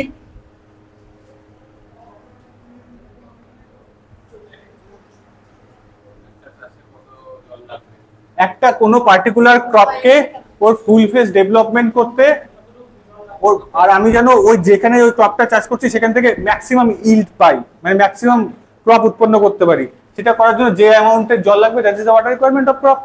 একদম ইজি জিনিস। দেখ লেখা আছে, water requirement of crop refer the amount of water that needed by a particular crop during its growth cycle to produce optimum yield. এটা various জিনিসের উপর depend করে। ফার্স্ট কি, ফার্স্ট ডিপেন্ড করে হলো স্টেজ অফ ক্রপ গ্রোথ। একটা particular ক্রপের ওর সব পুরো লাইফ স্প্যানে সেম অ্যামাউন্ট অফ জল সবসময় নাও লাগতে পারে, এবং স্টেজের উপর, ওয়েদার কন্ডিশনের উপর, সয়েল টাইপের উপর, এবং অ্যাভেলেবিলিটি অফ ওয়াটারের উপর ডিপেন্ড করে। এইবারের টার্মগুলো খুব ইম্পর্টেন্ট, এখান থেকে তোদের কোশ্চেন আসবেই, মানে এই যা যা পড়াচ্ছি এখান থেকে কোশ্চেন আসবেই সব জায়গা থেকে। এই জন্য আমি ডিটেলসে রাখতেছি, এরকম তারিখ রাখি নেই যে একটা গ্রস কমান্ড এরিয়া দিয়ে এক লাইন দিয়ে ছেড়ে দিচ্ছি, এবার যেখান থেকে খুঁজে খুঁজে নিয়ে পড়ো। যা আছে দিচ্ছি পরিষ্কার, এটাই পড়ে নিবি, এটাই লিখবি, এই কোশ্চেনই আসবে, এবং এটা সাফিসিয়েন্ট তোদের যেইভাবে কোশ্চেন আসবে তার জন্য। হ্যাঁ, তারপর তুই এক্সেস বই থেকে পড়বি, কেন পড়বি না, পড়ার কোনো শেষ নেই, জানারও শেষ নেই। So first is gross command area, GCA, শর্টে জিসিএ বলে। আমি আগে বুঝাই দিই ব্যাপারটা, তারপরে এখানে আসি। ধরলাম অনির্বাণের আজকে অনেক জমি জমা, ও একদম জমিদার, ওর অনেক বড় জমি আছে। তার মানে ওর যে জমিটা, সেই জমিটাতে এবার ইরিগেশন ডিপার্টমেন্টের সাথে কথা বলে, বা ইরিগেশনের জন্য আমি অত ডিটেলসে যাব না, জল সরবরাহ দরকার আছে, ইরিগেশনের প্রজেক্টে ইনক্লুড করতে হবে। তাহলে কি করতে হবে, ওর জমিটাকে একটা বাউন্ডারি লাইন দিয়ে, ইমাজিনারি বাউন্ডারি লাইন দিয়ে বাউন্ডেড করতে হবে, যে আমার এতখানি জমি, সেই জমির মধ্যে ইরিগেশন প্রজেক্টের দ্বারা জল সরবরাহ করতে হবে। এই যে ইমাজিনারি লাইন দিয়ে যে জমিটাকে বাউন্ডেড করবো, তার এরিয়াটা হলো গ্রস কমান্ড এরিয়া। ওকে, তো কি লেখা আছে দেখ, the whole area enclosed between an imaginary boundary line which can be included in an irrigation project for supplying water to agricultural land by network of canal is known as gross command area. ঠিক আছে, যেটা বললাম সেটাই আছে, imaginary line. এবার সেটা কেমন, এইটা হলো অনির্বাণের জমি, ঠিক আছে, এর পাশ দিয়ে ক্যানাল গেছে, ড্রেনেজ গেছে, ক্যানাল যেখান দিয়ে গেছে ওর পাশে গভর্নমেন্ট ল্যান্ড আছে কিছুটা, ক্যানাল পরিবর্তন, যে কোনো রেল যখন যায় রেলের পাশে তো রেল লাইনের পাশে তো গভর্নমেন্ট ল্যান্ড থাকে, এবং গভর্নমেন্ট ল্যান্ডটার বাদ দিয়ে এই যে ইমাজিনারি যে ডটেড লাইনটা আছে, এর ভিতরে যে জমিটা আছে এটা অনির্বাণের। এখন আসি নেই ওই অবধি, আসছি নাই তো ওই অব্দি, ওটা তো বলবো, ওটা তো পরের পার্ট একটা একটা করে। তাহলে এই যে ডটেড লাইন দিয়ে যে ঘেরাও করা টোটাল এরিয়াটা, this is the gross command area. Gross command area যে টোটাল এরিয়াটাকে ইরিগেশনের প্রজেক্টে অন্তর্ভুক্ত করতে। ক্লিয়ার? এটা বুঝতে কারো কোনো প্রবলেম? নেক্সট হলো আনকালচারেবল এরিয়া। হ্যাঁ না ঠিক আছে, আমি সরাবো না, দেখা যাচ্ছে তো আনকালচারেবল এরিয়া। এবার কি হচ্ছে, এই যে ও টোটাল ল্যান্ডটাকে বাউন্ড করলো, এর মধ্যে দেখ যে এটা ডিপ হ্যাচ লাইন দিয়ে মার্ক করা আছে, এই পোর্শনগুলো, এই পোর্শনগুলোতে চাষ করা নাও যেতে পারে। কারণ ধরলাম এখানে একটা পুকুর আছে, এখানে ওর একটা ফ্যাক্টরি লাগানো আছে, আলুর গুদাম আছে, এখানে একটা আলুর গুদাম আছে, এখানে একটা ফ্যাক্টরি লাগানো আছে, এখানে একটা রাব জমি আছে যেটা চাষের যোগ্য না। ঠিক আছে, তাহলে এই সমস্ত জায়গাগুলো এখানে অ্যাকচুয়ালি চাষ করা পসিবল না। তাহলে দিস এরিয়া দা আনকালচারেবল এরিয়া। এটা গ্রস কমান্ড এরিয়ার মধ্যেই পড়বে, বাট আনকালচারেবল। কি বলছে, the area where agriculture can not be done, crop cannot be grown is known as unculturable area. Clear? Next এখানে এই যে কালচারেবল, নেক্সট এখানে কালচারেবল এরিয়া আছে। কালচারেবল এরিয়া কাকে বলবো? এই গ্রস কমান্ড এরিয়ার মধ্যে যে এরিয়াটার মধ্যে অ্যাকচুয়ালি এগ্রিকালচার করা possible, that area is culturable area. এই টোটাল যে ওর জমিটা আছে এর মধ্যে এই এই জায়গাগুলো বাদ দিয়ে বাদ বাকি জায়গাতে চাষ করা পসিবল, সেই জায়গাটাকে হলো কালচারেবল এরিয়া। তাহলে আমি কি করতে পারি, এইবার দেখ ভালো মতো, এবার যেটা বলি সেটা শোন। তাহলে কি করে নিব, এই যে রিভারের মধ্যে আমি এখানে diversion headwork DHW diversion headwork arrange করছি। এই অ্যারেঞ্জমেন্ট করে এখানে একটা হেড রেগুলেটর লাগানো আছে, CHR ক্যানাল হেড রেগুলেটর। এই রেগুলেটর দিয়ে রেগুলেট করে আমি মেইন ক্যানালে জল নিব। মেইন ক্যানাল থেকে branch canal, BC stand for branch canal, MC stand for main canal নিলাম। নিয়ে এইগুলো আমার এবার হলো আমার জায়গা, যে আমার এই হালকা হ্যাচের জায়গাটা সেটা কালচারেবল এরিয়া, ডিপ হ্যাচের জায়গাটা হলো আনকালচারেবল এরিয়া। আনকালচারেবল মানে সেখানে বিভিন্ন যে ইয়ে আছে, মানে কি বলবো, পুকুর থাকতে পারে, ফ্যাক্টরি থাকতে পারে, বা তোর বাড়ি থাকতে পারে, যে কোনো কিছু থাকতে পারে, যার জন্য ওখানে চাষ করা পসিবল না। তাহলে আমার গ্রস কমান্ড এরিয়া কি, এই যে ডটেড লাইন দিয়ে পুরো এরিয়া যেটা বাউন্ডেড করা আছে, that is the gross command area. তাহলে গ্রস কমান্ড এরিয়ার মধ্যেই পড়ে কালচারেবল এন্ড আনকালচারেবল এরিয়া। ক্লিয়ার?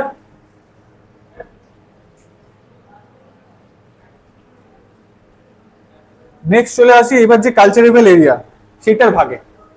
তো কালচারেবল এরিয়াকে কালচারেবল কমান্ড এরিয়া CCA, এটা কি বলবো, the total area within an irrigation project where the cultivation can be done and crops can be grown is known as CCA. ওকে, তার মানে এই যে ওর যে টোটাল GCA ছিল গ্রস কমান্ড এরিয়া, তার মধ্যে অ্যাকচুয়ালি যে জায়গায় চাষ করা পসিবল তার এরিয়াটা হলো CCA কালচারেবল কমান্ড এরিয়া। এই কালচারেবল কমান্ড এরিয়ার মধ্যে দুইটা পার্ট হতে পারে। কিভাবে, এক বছর অনির্বাণ যখন পুরো জমিটা কিনছে, সেই সময় খুব বড় লোক ছিল, শেয়ার মার্কেটে ইনভেস্ট করছে, ইয়ে করছে, করিডোর অনেক ইয়ে করছে, তারপরে ও শেয়ার মার্কেটে লস খেয়ে গেল। তখন কি হবে, ওর কাছে টাকা নেই, ওইবার চাষ করলেও পুরো জমিতে ধর চাষ করতে পারছে না। ও টোটাল জমির মধ্যে ধরে নেয় 50% চাষ করছে, 50% ফেলায় রাখছে, ওগুলো চাষযোগ্য জমি, but due to lack of financial support ও ওই জমিতে চাষই করে না। তাহলে যে জমিতে চাষ করছে সেটা হলো culturable cultivated area. It is the area within CCA where cultivation has been actually done in present, but যে জায়গাটাও চাষ করে নেই, বাট সেটা কালচারেবল এরিয়া, সেটা হলো কালচারেবল আনকাল্টিভেটেড এরিয়া। এটা কি, ইট is the area within the CCA where cultivation is possible but not being cultivated at present due to some reasons. ওকে, বোঝা গেল? চাষ করার যোগ্য বা যে কোনো, মানে যে ফাইন্যান্সিয়াল বললাম, এরকম যে কোনো জিনিস হতে পারে, তার জন্য ও যে জিনিসটা চাষ করে, হ্যাঁ, ইচ্ছাকৃত হতে পারে, ও যে কোনো কিছুর জন্য করে নাই। নেক্সট হলো ইন্টেন্সিটি অফ ইরিগেশন। এটা খুব ইম্পর্টেন্ট একটা টার্ম, চাকরির পরীক্ষার ক্ষেত্রে এই সাবজেক্টটা খুব ইম্পর্টেন্ট। মিনিমাম 5 থেকে 6টা কোশ্চেন থাকে, ঠিক আছে? এই যে জিনিসগুলো পড়াচ্ছি, এই চ্যাপ্টার থেকেই 2টা কোশ্চেন থাকে MCQ। এই গ্রস কমান্ড এরিয়া কি, অপশন 4টা। ইন্টেন্সিটি অফ ইরিগেশন, এই যে এখনই যে একটা এক্সাম্পল দেওয়া আছে ইন্টেন্সিটি অফ ইরিগেশনের, এইটাই একটা MCQ কোশ্চেন, এই জন্য এক্সাম্পলটা দেওয়া আছে। নেক্সট চলে আসি ইন্টেন্সিটি অফ ইরিগেশন। আগে বুঝাই দিই, তারপর তোরা একবার পড়ে নিবি। এবার হলো ওর যে টোটাল জমি আছে তার মধ্যে কালচারেবল ল্যান্ডের ও এরিয়া জানে, আমি ধরে নিলাম এক্সাম্পল একবারে চলে আসি, দেখ নিচের থেকে 2 নম্বর লাইনে, মানে এই ইন্টেন্সিটি অফ ইরিগেশনের নিচের থেকে 2 নম্বর লাইনে দেখ লেখা আছে for example the total culturable common area is 1000 hectare. ওর টোটাল 1000 হেক্টর জমি আছে। এবার ওর ইচ্ছা হচ্ছে তার মধ্যে গম চাষ করবে 250 হেক্টরে, 250 হেক্টরে করছে।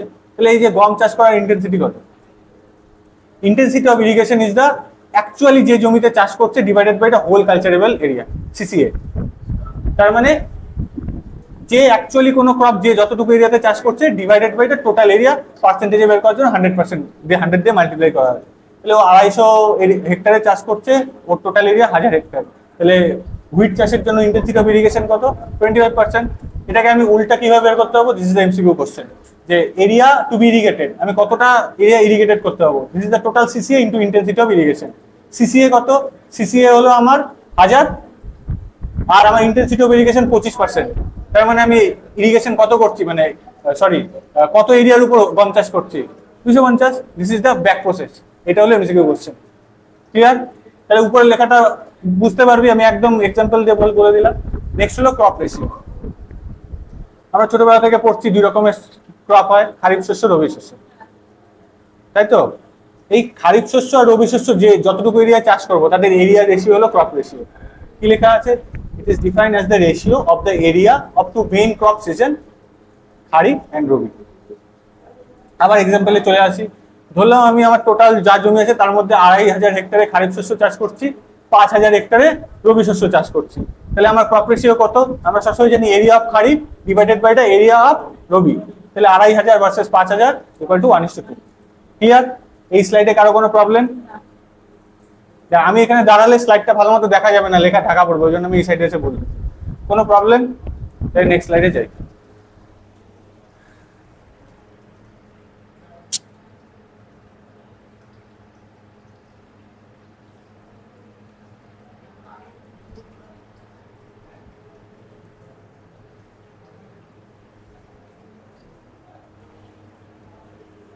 নেক্সট হলো ক্রপ সিজন।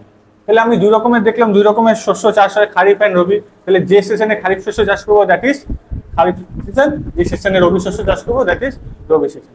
এর থেকে এমসিকিউ কি কি ইম্পর্টেন্ট? যে খারিফ শস্য চাষ করবো জুন থেকে অক্টোবর পর্যন্ত, হ্যাঁ হ্যাঁ, আর রবি শস্য চাষ করবো অক্টোবর থেকে মার্চ অব্দি। ওকে, আর কি কি শস্য খারিফের আন্ডারে পড়ে, রবির আন্ডারে পড়ে একবার দেখে নিবি, এটা বোঝানোর কিচ্ছু নেই। ঠিক আছে, এবার বলি, ওইটা তো আসেই নেই। এবার হ্যাঁ, যদি এরকম থেকে থাকে আমাকে দেখাবে। রবি শস্য ছোটবেলা কি পড়ছো? ছোটবেলার বই খুলে পড়িস তাহলে হবে, যা পরে গেই শোন। এবার দেখ, খারিফ শস্য চাষ করতে করতে তো রবি শস্য চাষ করবি। এবার কিন্তু সব শস্য তো এরকম না যে, বা সব ক্রপ এরকম না যে খারিফ সিজনেই হবে, রবি সিজনেই হবে না। তো কিছু শস্য লং পিরিয়ড ধরেও হয়, যেরকম সুগার কেন। সুগার কেন হলো পেরিনিয়াল ক্রপ, সারা বছর ধরে হয়। সুগার কেন মানে আখ। আর কটন, কটন চাষ করতে 8 মাস লাগে। ঠিক আছে, তার মানে এটা না খারিফ না রবি শস্য, তার আন্ডারে পড়ে। এইটার একটা নাম ছিল হয়তো, তুই সেটার কথা বলবি। মানে খারিফ শস্য বা রবি শস্য ওর তো পার্টিকুলার ওই সিজনে করবি, জুন টু অক্টোবর, মানে বিগিনিং অফ মনসুন থেকে ফসলটা তুলে নিবি হলো শরৎকালের শেষে। আবার পরেরটার জন্য একটা ক্রাইটেরিয়া আছে। তো সব শস্য তো আর ওই ক্রাইটেরিয়া বেসিসে চাষ হয় না। তার এক্সাম্পল হলো সুগার কেন, এটা সারা বছর ধরে চাষ হয়। কটন 8 মাস ধরে চাষ হয়, নিশ্চয়ই ওই ইন্টারভেলটা 8 মাসের না, উপরের দুটো। নেক্সট হলো ক্যাশ ক্রপ। এই যে ক্যাশ ক্রপ একটু আগে বলছিলাম, এবার খালি জাস্ট পড়ে দিই, মিনিং তো সেমই। The crop which are cultivated by the farmer to sell in the market to meet their current financial requirement are known as cash crop. যেমন vegetable, fruit, other considered cash crop. একদম বাকি জিনিস, কিন্তু এর মধ্যে বোঝার অনেক জিনিস আছে, যেটা এখন আমি ডিটেলস এই জন্যই পড়াচ্ছি যেন চাকরির পরীক্ষায় এক ধাপ আগায় থাকিস। যেখানে খুশি গিয়ে পড়ে চাকরির পরীক্ষার জন্য পর, ডিটেলস এখান থেকে পড়ে যা, যেন এমসিকিউ সলভ করতে পারিস। যে শস্য তোকে ক্যাশ দিবে, বাংলা মানে আমি বললো মানে ডেফিনিশনটা তো, মানে তুই যদি চাষি হোস, যে ফসল তুই বিক্রি করে পয়সা উপার্জন করতে পারবি, সেই ফসলগুলো হলো ক্যাশ ক্রপ। হ্যাঁ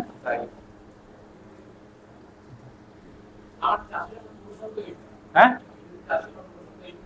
হ্যাঁ, চাকরি প্রফেশনটা এটাই তো থাকবে, কিন্তু সব শস্য তো ওইভাবে করতে পারবে না। ও নিজে রেখে দিল বাড়ির গোদামে, সারা বছর খাবে নিজের। হুম, কি করবি না?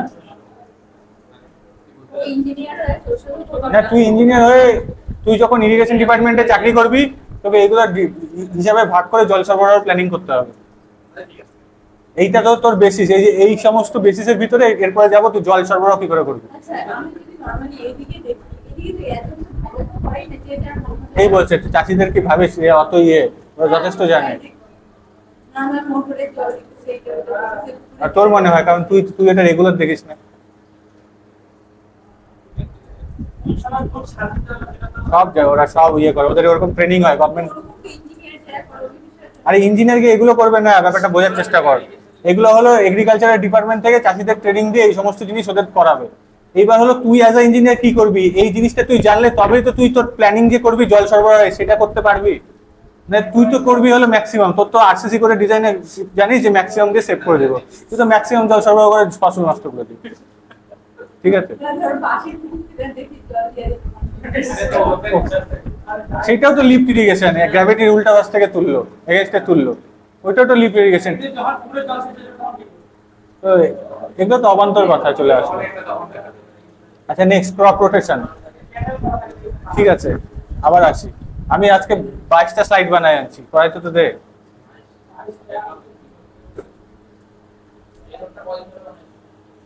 আট ঘন্টা লাগছে বানাইতে। তোদের কয়টা অবধি পড়তে পারবি? না ওই নবীন তোমাকে বলছে 5:30টার পর ছাড়লে তোদের বাস ধরতে অসুবিধা হয়।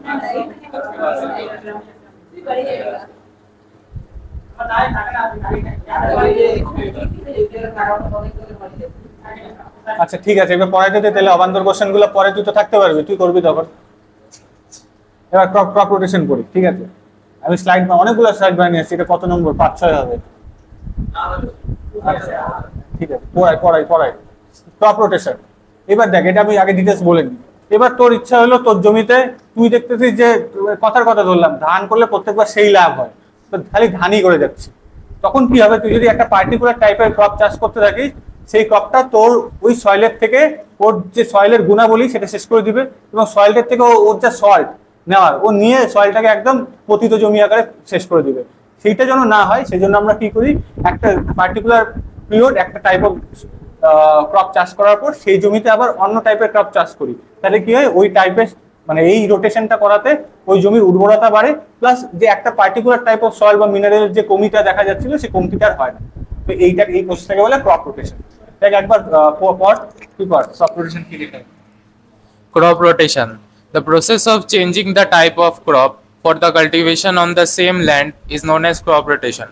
It is found that if same crop is cultivated on the same land every year, the fertility of the land gets reduced and the yield of crop also gradually reduces. This is so because the necessary salts required for the growth of a particular crop get exhausted.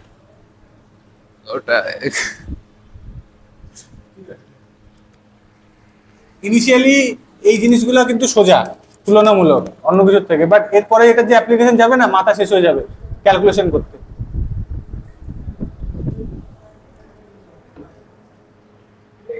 তো এইটাতে কারো question নাই?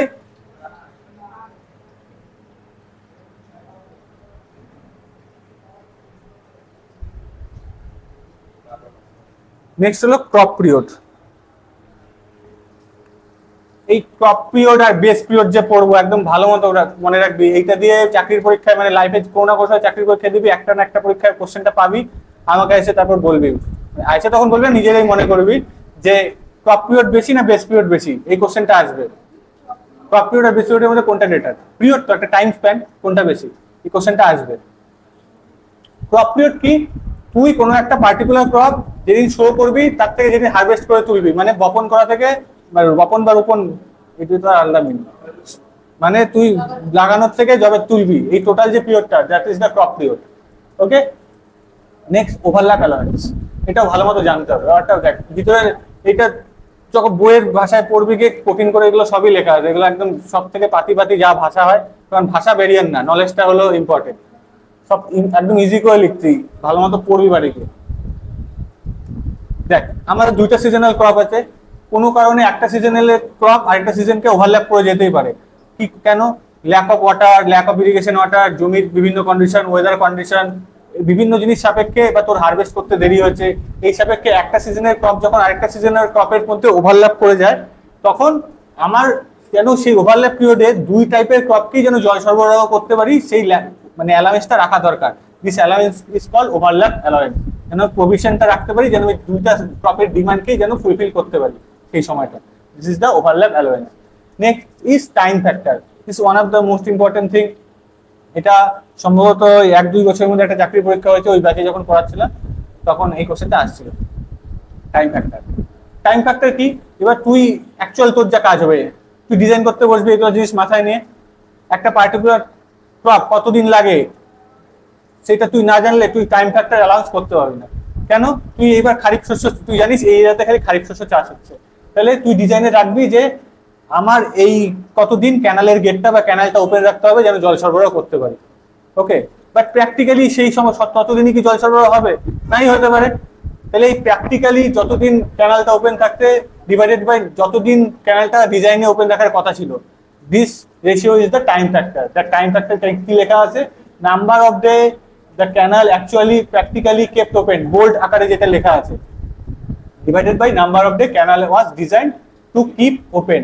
মানে কি, দেখো উপর একটা এক্সাম্পলও দেওয়া আছে যে আমি ডিজাইনে রাখছিলাম যে 15 দিন ধরে ওপেন করবো, বাট প্র্যাকটিক্যালি দেখা গেছে 10 দিনেই হয়ে গেছে। তাই টাইম ফ্যাক্টর ইজ 10/15। এই টাইম ফ্যাক্টরকে আলাদাভাবে বলতে পারি আরেকটা, যে number of day canal actually open, মানে অ্যাকচুয়ালি ওপেন মানে সেই সময় অ্যাকচুয়াল জল গেছে, that value is actual discharge. আর ডিজাইনে আমি কি করছি, এতদিন ওপেন রাখবো বলে ঠিক করছিলাম, ততদিনে জল যেটা যেত, that is the design discharge. Then the actual discharge divided by the design discharge is the time factor. Clear? Next is the capacity factor. Capacity factor কি বলছে? অ্যাভারেজ ডিসচার্জ আর ম্যাক্সিমাম ডিসচার্জের যে রেশিও, সেটা হলো ক্যাপাসিটি ফ্যাক্টর। আগেরটা ছিল actual discharge by design discharge, এইবার একটা actual discharge average discharge to maximum discharge. ম্যাক্সিমামটা ডিজাইন ডিসচার্জে হতে পারে, সেটা কনসিডারেশনে যে ডিজাইন করবে সে যদি কনসিডার করে the design discharge is the maximum discharge, সেই কনসিডারেশন আকারে ডিজাইন ডিসচার্জও হতে পারে, দেখ ব্র্যাকেটে লেখা আছে। So this ratio is the capacity factor. তো এটা একটা এক্সাম্পল লাস্টে দিচ্ছি যে maximum discharge 50 cumec, highest average discharge 40 cumec. So the capacity factor is cumec বলবো, 40/50 ইজ দ্য 0.8। ওকে, সো এখানে কোশ্চেন হলো 50 কিউমেক, হোয়াট ইজ কিউমেক?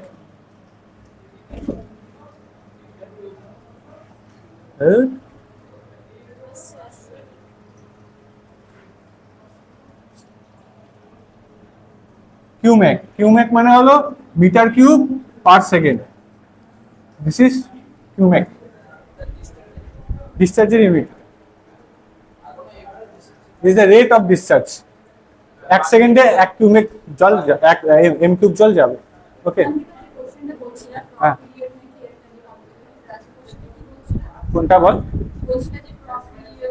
হ্যাঁ, ক্রপ পিরিয়ড আর বেস পিরিয়ডের মধ্যে কোনটা বেশি হবে? 80 বেস পিরিয়ড, তখন দেখবি কোনটা বেশি হবে, এখানে লেখা আছে। হ্যাঁ বল। হ্যাঁ, অ্যাভারেজ ডিসচার্জ মানে কি? তোর ওই টোটাল যেই কদিনের জন্য অ্যাকচুয়ালি গেট ওপেন রাখছিস, তাতে যে টোটাল ডিসচার্জ হচ্ছে divided by number of days is the average discharge. আগের দিন অ্যাভারেজ রেইনফল পড়াইলাম না, সেম অ্যাভারেজ ডিসচার্জ।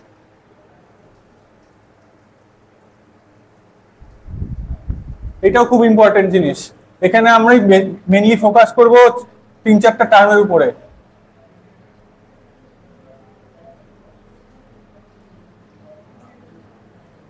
পালিও আর পালিভা, kor watering and kor period. ব্যাপারটা কি? যখন আমি একটা পার্টিকুলার ক্রপ চাষ করব, তখন তো এই না যে ওই ক্রপটা চাষ করার জন্য আমার এত জল লাগবে, একবারে গিয়ে জমিতে দিয়ে আসলাম। ওর যে গ্রোথ পিরিয়ড, সেই পিরিয়ড সাপেক্ষে ধাপে ধাপে ধাপে ধাপে করব। তো সেই ক্ষেত্রে যে ইনিশিয়াল ওয়াটারিংটা করা হয়,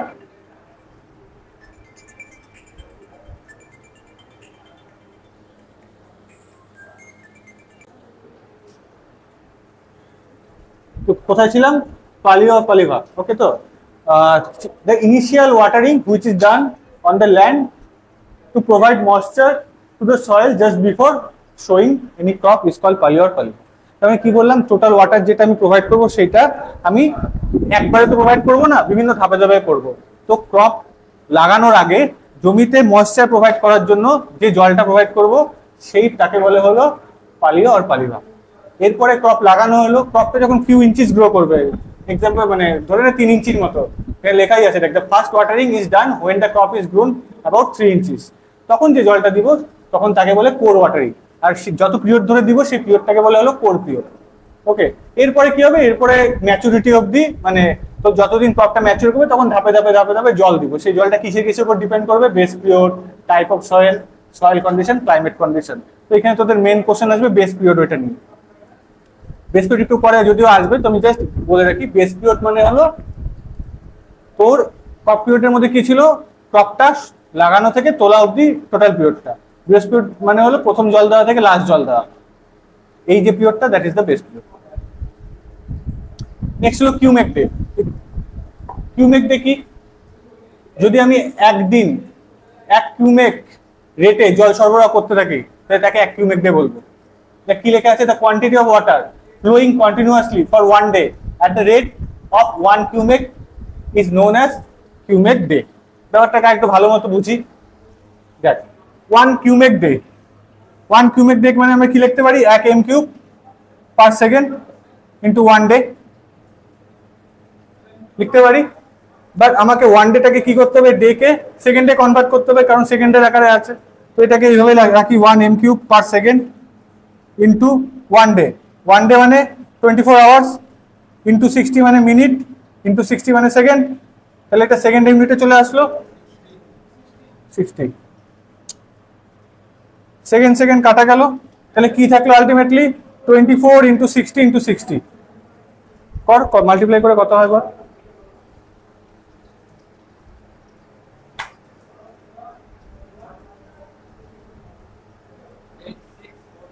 তো সার্টেন একটা ভ্যালু হয়, তাহলে এই অবধি আমরা বুঝতে পারলাম এটার ইউনিট কি আছে এখন এম কিউব। এবার এটাকে আমি হেক্টরে আনতে যাচ্ছি। ওকে, এটাকে আমি হেক্টরে আনতে যাচ্ছি।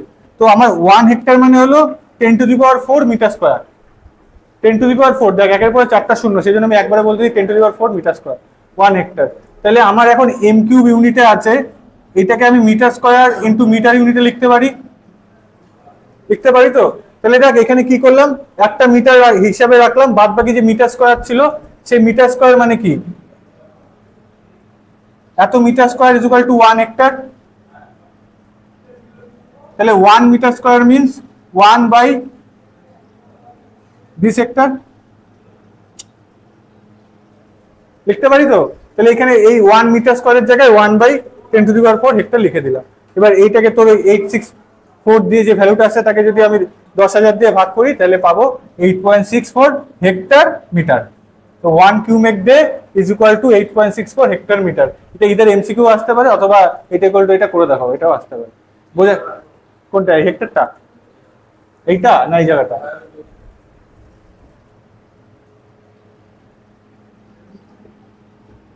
ওয়ান কিউমেক ডে মানে 1 metre cube per second into day.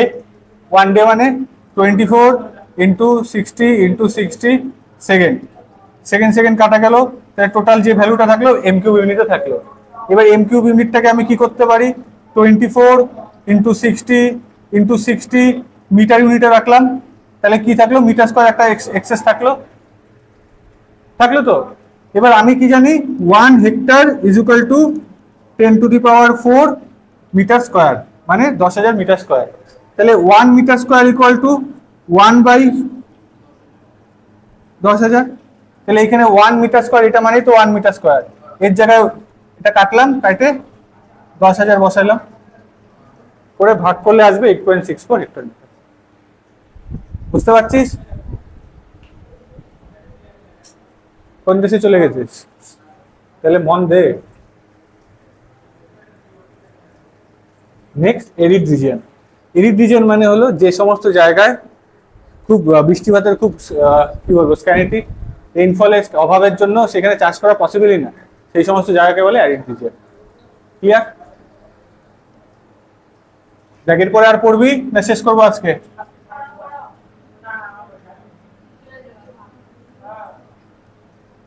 আর কয়টা স্লাইড আছে? একটা আরো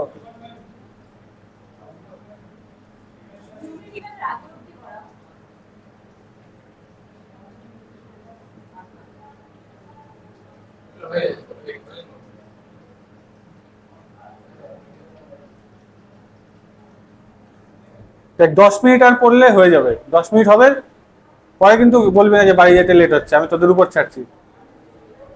আমি সিলেবাস শেষ করার টার্গেট নিয়ে মাল বানায় নিয়ে আসছি, এবার তারপরে গিয়ে বলবি না যে সিলেবাস এই না ওই না, এই জন্য আগে এবার শুরু থেকেই কন্ডিশন। ঠিক আছে, পড়বি আর 10 মিনিট পড়বি তো? কি বাড়ি যাওয়ার তারা আছে? কোথায় বাড়ি, কোথায়? হ্যাঁ, তুফানগঞ্জ। 10 মিনিট পড়ালে কি দেরি হবে? দেখ আমাকে 10 মিনিট খালি আমি কথা বলবো, কেউ কথা বলবি না, ঠিক আছে? এবার আমাকে তাড়াতাড়ি বলতে দিবি। দেখ বেস, ডেল্টা, ডিউটি, এই তিনটা খুব ইম্পর্টেন্ট টার্ম, ভালো করে বুঝতে হবে। বেস মানে কি? বেস হলো একটা পিরিয়ডকে ডিনোট করে। বেস পিরিয়ড কথাটার মানে হলো কোনো একটা পার্টিকুলার ক্রপের ফার্স্ট থেকে লাস্ট ওয়াটারিং, এর মধ্যে যে পিরিয়ডটা, that is the base period. কোনো একটা, তুই যদি ভাবিস ধান চাষ করবো, ধান চাষের জন্য প্রথম দিন যেদিন জল দিছিস, লাস্ট যেদিন জল দিছিস, এই যে মাঝখানে যে পিরিয়ডটা, that period is base period. ঠিক আছে, দেখ এইবার দেখ একদম রাইট সাইডে ক্রপ আর বেস পিরিয়ডের একটা চার্ট আছে, সেখানে রাইস, হুইট, কটন, সুগার কেন বিভিন্নটার জন্য বেস পিরিয়ড কত দিয়েছে লেখা আছে, এটা important for MCQ 1। Next delta. Delta কি? এইবার এই বেস পিরিয়ড ধরে যে ওই ক্রপটার যে ওয়াটার রিকোয়ারমেন্ট, সেই টোটাল জলটাকে যদি আমি কোনো একটা ওই জমিটার মধ্যে স্টোর করি, তাহলে একটা লেয়ার ক্রিয়েট হবে, সেই লেয়ারের যে ডেপথ হবে, সেই ডেপথটাকে বলে হলো ডেল্টা। আমার ডেল্টা সেন্টিমিটার হিসাবের জন্য দরকার। আমার বেস পিরিয়ড ধরে বা টোটাল কোনো একটা ক্রপের যে টোটাল যে ম্যাচুরিটির জন্য যত অ্যামাউন্টের জল দরকার, সেইটাকে যদি ওই এরিয়ার মধ্যে আমি রাখি, তাহলে একটা লেয়ার ক্রিয়েট হবে জলের, সেইটা উইদাউট এনি লস কনসিডার করে। সেই থিক লেয়ার যেটা হবে, তার যে ডেপথটা, সেই ডেপথটাকে বলবো ডেল্টা। সেই ডেল্টা হলো রাইস, হুইট, পটেটো বিভিন্নর জন্য হ্যাঁ দেওয়া আছে। তাই আমি বেস আর ডেল্টা বুঝলাম। Next duty. ডিউটি মানে কি? ডিউটি মানে হলো আমি টোটাল বেস পিরিয়ড ধরে যদি, বা বেস পিরিয়ড করে, এখানে আপাতত বেস পিরিয়ডটা ছাড়লাম, যে আমি যদি 1 m³ পার সেকেন্ড বা 1 কিউমেক রেটে জল সরবরাহ করি জমিতে, তাহলে আমি যে পরিমাণ টোটাল বেস পিরিয়ডে যত পরিমাণ এরিয়া চাষ করতে পারবো, that area is the duty of that crop. দেখ কি লেখা আছে, the duty of water is defined as the number of hectare that can be irrigated by constant supply of water at the rate of 1 cubic throughout the base period। মানে total base period জুড়ে আমি যদি 1 cumec রেটে জল সরবরাহ করি, তাহলে আমি যতটা এরিয়া চাষ করতে পারবো, that area is the duty. Okay, duty express করা হয় হেক্টর পার কিউমেকে। মানে টোটাল বেস পিরিয়ড মানে টোটাল জল সরবরাহ করার পিরিয়ড। এই টোটাল জল সরবরাহ করার পিরিয়ডে যদি আমি 1 m³ পার সেকেন্ড জল সরবরাহ করে যতটা এরিয়া চাষ করতে পারবো, সেই চাষযোগ্য এরিয়াটা হলো ডিউটি। ডিউটি এক্সপ্রেস করবো তাহলে কি করে? চাষযোগ্য এরিয়া তার মানে হেক্টর, আর সরবরাহ কত জল করতেছি? কিউমেক, তাহলে hectare per cumec is the unit. Clear? Next হলো ফ্যাক্টর ইফেক্টিং ডিউটি। আমি শর্টে শর্টে বলে যাচ্ছি, যেহেতু তোদের তারা আছে, বাট খুবই একটা ইজি জিনিস, বুঝতে হবে। ডিউটি কিসের কিসের উপর ডিপেন্ড করে? ফার্স্ট হলো সয়েলের ক্যারেক্টারিস্টিক। সয়েলের মধ্যে সবসময় এটা মনে রাখবি, যদি আমার কম জল সরবরাহ করে বেশি জমি চাষ করতে পারি, দেন ডিউটি বাড়বে না কমবে? কম জলে বেশি জল, হ্যাঁ, তাহলে বেশি জমি মানে কি, সেটাই এখানে প্রুফ করবো। Soil characteristics. If the soil of the canal bed is porous and coarse grained, it leads to more seepage loss and consequently low duty. এবার কি বলছে, এটা তোর কোশ্চেন অ্যানসারটা। ধর তুই যে জমিটা চাষ করবি সেটা খুব পোরাস হবে, এবং জল তুই এক বালতি জল দিলি, তোর জল তুই একদম নিচে মাটির তলে চলে গেল, আন্ডারগ্রাউন্ড সয়েল। তাহলে কি হবে, ও যত পরিমাণ জল দরকার সেটা সরবরাহ করতে হলে বেশি জল সরবরাহ করতে হবে, আর তাতে আমার কি হবে, ডিউটি কমে যাবে। বুঝতে পারলি? কারণ আমার কাছে তো 1 কিউমেক জলের যে রেটে আমি ইয়ে করবো, সরবরাহ করবো, সেটা তো ফিক্সড। তাহলে আমার যদি সেইটা দিয়ে আমি যত বেশি জমি চাষ করতে পারবো তত বেশি ডিউটি। যেহেতু পড়া তো জল চলেই যেতে, তাহলে আমার তো এক জায়গায় বেশি জল দিতে হবে, সেজন্য ডিউটি করতে হবে। নেক্সট পয়েন্টে চলে আসবে, ওটা লেখা আছে climate condition. Climatic condition. When the atmospheric temperature of the command area becomes high, the evaporation loss is more and the duty becomes low and vice versa. তার মানে কি, আমি এবার আমার কাছে 1 কিউমেক জল সরবরাহ করার পর তার থেকে বেশি লস হয়ে গেল, কিন্তু এবার এই করেছে। ঠিক আছে, তাহলে কি হবে, আমার যে পরিমাণ জল দরকার, যদি আমার অ্যাকচুয়ালি 1 লিটার জল দরকার হবে, তার মধ্যে আমি এখন ধরে নে 900 ml জল পাচ্ছি, 100 ml ইভাপোরেট হয়ে যাচ্ছে, তার মানে আমাকে আরো জল অ্যাড করতে হবে। তার মানে আমি যে ওইটুকু জল দিয়ে অন্য জমি চাষ করতে পারতাম, কিন্তু পারতে পারি, মানে আমার চাষযোগ্য জমির এরিয়াটা কমে যাচ্ছে, ওই ডিউটি কমে গেল। কি লেখা আছে, যদি ক্লাইমেটিক কন্ডিশনে টেম্পারেচার বেশি হয় সেক্ষেত্রে ডিউটি কমে যাবে, আর ভাই ভার্সা উল্টা। Rainfall. If the rainfall is sufficient during the crop period, less quantity of irrigation water shall be required and therefore the duty will be more and vice versa. এটা মানে কি, সবসময় মনে রাখবি, যখন আমরা কম জল দিয়ে বেশি জমি চাষ করতে পারবো তখন ডিউটি বাড়বে।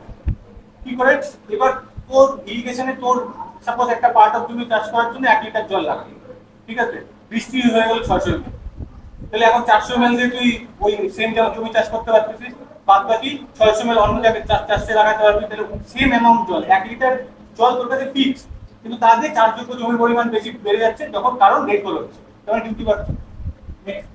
Base period. When the base period is longer, the water requirement will be more and the duty will be low and vice versa. তার মানে বেশি হলে বেশি দিন ধরে তোকে জল সরবরাহ করতে হবে, তোর কাছে জলের লিমিটেড, মানে বেশি দিন যখন সরবরাহ করবি তখন তোর ডিউটি কমে যাবে। Next, Type of crop. The water requirement of various crops are different, so the duty varies from crop to crop. টুকুটাকে হবে এগ্রিকালচারাল, যদি টুকুটাকে আনইভেন হয় বা স্লোপ বেশি থাকে, তখন কি হবে, যে জল দিলি, জল স্লোপ দিয়ে সব চলে গেল আমাদের, তোর ওই পার্টিকুলার ক্রপটার জন্য যে জলটার রিকোয়ারমেন্ট সে তো পাচ্ছে না, ও তো জল স্লোপের জন্য চলে যাচ্ছে, তাহলে তখন কি হবে, ডিউটি কমে যাবে। ঠিক আছে, Topography of agricultural land. If the agricultural land is uneven, the water requirement will be more and hence the duty will be low. If the land has slight slope, the duty will be high as water requirement is optimum. As the ground slope increases, the duty decreases because there is wastage of water. বুঝতে পারলি, যদি stripper slope হয় তাহলে জল দেওয়ার সাথে তোর আবার সেই জলের চাষে, মানে ট্রাক্টর ক্রপ চাষে যদি 1 লিটার জল লাগে, কত জল স্লোপের জন্য চলেই গেল, 200 ml ধর আটকে থাকলো, তাহলে আবার 800 ml সরবরাহ করতে হবে। তাহলে 1 লিটারে যতটুকু জমি চাষ করতে পারছিস সেটা পারছিস না, এখন তোকে ওই সেম যদি 1 লিটারের বেশি জল দিয়ে চাষ করতে হচ্ছে, তাহলে ডিউটি কমে যাবে। বেশি জল দিলে এতক্ষণ কি করলাম, জল তো ফিক্স, 1 লিটার জল দিয়ে কথা তুই এত শুরু প্লট চাষ করতে পারিস। এবার 1 লিটার এই প্লটটা যখন এরকম ভালো হবে, 1 লিটার জল দিলি, ওর তো 800 ml চলে গেল, 200 ml থাকলো, তারপর আরো 800 ml তোকে অ্যাড করতে হবে না, এরকম রিপিটেডলি অ্যাড করতে করতে তোকে দেখা গেল যে 5 লিটার জল দিয়ে 1 লিটারের কাজ হচ্ছে।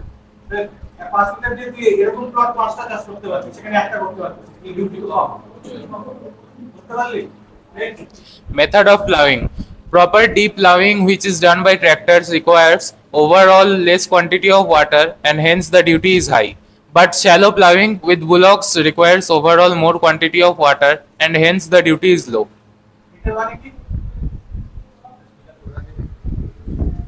এটার মানে কি, যে তুই ট্রাক্টর দিয়ে চাষ করলি, তো ট্রাক্টরের যে দাঁতগুলো থাকে সেটা দিয়ে একদম বেশি রুট জোন অব্দি করা হলো, তখন কি হবে, ওই রুট জোনে তো আমার জল যাওয়া দরকার, এক্স্যাক্টলি ওইখানে জল চলে গেল। বাট যখন আমি সেটা না করে এমনি লাঙল দিয়ে করলাম, তখন কি হলো, রুট জোন অব্দি আমার ডেপথ অব্দি গেল না, তাহলে তখন কি হবে, রুট জোন অব্দি পৌঁছাইতে যে জলটা স্ট্যাক হয়ে থাকবে তাতে ইভাপোরেশন লস হবে, বিভিন্ন অন্যান্য লস হবে, বেশি জল লাগবে, তাহলে ডিউটি কমে যাবে। আর last one is water tax. Water tax মানে আমি এবার তুই চাষি, আমি তোর উপর গভর্নমেন্ট থেকে ওয়াটার ট্যাক্স লে করে দিলাম, এবার তুই আগে একদম মনের ইচ্ছায় জল পুরো দিয়ে যাচ্ছিলি পাম্প দিয়ে তুমি, এবার তুই ভাববি, তার মানে তোর 1 লিটার জল দিয়ে তোর যদি একটা জমি চাষ করা হয় তুই 1 লিটারই দিবি, আগে চোখ বন্ধ করে পাম্প চালাই দিয়ে এসে ঘরে খাইতে চলে গেছিস, তাতে 1 লিটার জায়গায় 10 লিটার করে ভাসে গেছে, নষ্ট হয়েছে, তার মানে এখন ডিউটি বাড়বে। নেক্সট হলো মেথড অফ ইমপ্রুভিং ডিউটি। এগুলো হলো ফ্যাক্টর। এবার আমি ডিউটি কিভাবে ইমপ্রুভ করতে পারি, এই ফ্যাক্টরগুলোকে ইমপ্লিমেন্ট করে ডিউটি আমাকে ইমপ্রুভ করতে পারি। So the first point is proper plugging. Plugging ঠিকঠাক মতো করলে, মানে জমি যেটা করে সেটা প্রপারলি করলে আমার ডিউটি বাড়বে। মেথড অফ সাপ্লাইং ওয়াটার, মানে আগে আমি যেটা কথা বললাম, তুই ইচ্ছা মতো ভুলভাল ভাবে জল টল দিয়ে চলে গেলি, পাম্প জমিতে যেরকম হয়, পাম্প চালা রাখছিস, জমির মতো জল হচ্ছে, তুই গিয়ে বাড়িতে বসে আছিস, তাহলে তুই মাঠে কোথাও গাছের ছায়া বসে রিল দেখতেছিস, এরকমই হয়। তো সেই জায়গায় কি হবে, তুই যদি প্রপার অ্যাপ্লাই করিস, যেখানে পুরো মেথড অ্যাপ্লাই করা যায় সেখানে পুরো মেথড করলি, যেখানে বেসিক মেথড, কন্ট্রোল মেথড যেখানে প্রপার সেই হিসাবে যদি করিস, তাহলে তোর ডিউটি বাড়বে।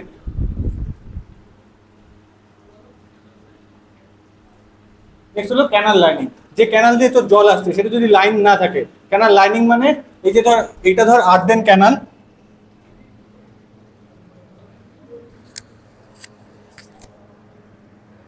এটা আর্দেন ক্যানাল, এটা যদি লাইন করা না থাকে তাহলে যখন জল এর মধ্যে দিয়ে যাবে এই পাশ দিয়ে সিপেজ হবে, পার্কুলেশন হয়ে লস হবে।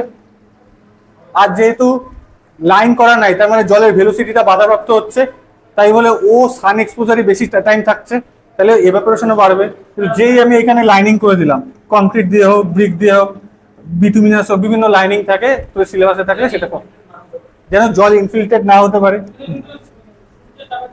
বলতে দে, কিন্তু ইনফিল্ট্রেট, তাহলে আমি একটা লস আটকাইলাম। এবার আগে কি ছিল, রাফ এজের জন্য ভেলোসিটি কম ছিল, এবার ভেলোসিটি বেড়ে গেল, তাহলে এখন বেশ ভেলোসিটি বাড়াতে আগে যতটা এভাপোরেটেড হতে পারতো তার থেকে কম হবে, তাহলে এইভাবে আমি লস আটকাতে পারি। নেক্সট হলো quantity of water, quality of water. Quality of water মানে কি, যদি আমি কোয়ালিটি অফ ওয়াটার ইনক্রিজ করি, কোয়ালিটি বাড়লে অটোমেটিক ডিউটি বাড়বে। কোয়ালিটি মানে কি, তোর জলটা যদি আগে এরকম তো হয় যে, যেমন ও বললো যে পুকুর পাড়ে নোংরা জল পড়ে আছে ওইটাই তুলে দিয়ে দিচ্ছে, ঠিক আছে, যদি আমাদের কাজ বেশি করতে হয় সেখানে আমরা বলছি ডিউটি কম হয়। তুই ঠান্ডাটাই বুঝতে পারছিস না এতক্ষণে। আমার কাছে এক বালতি জল আছে, এক বালতি জল দিয়ে আমি একটা বেঞ্চ ধুতে পারি, ঠিক আছে।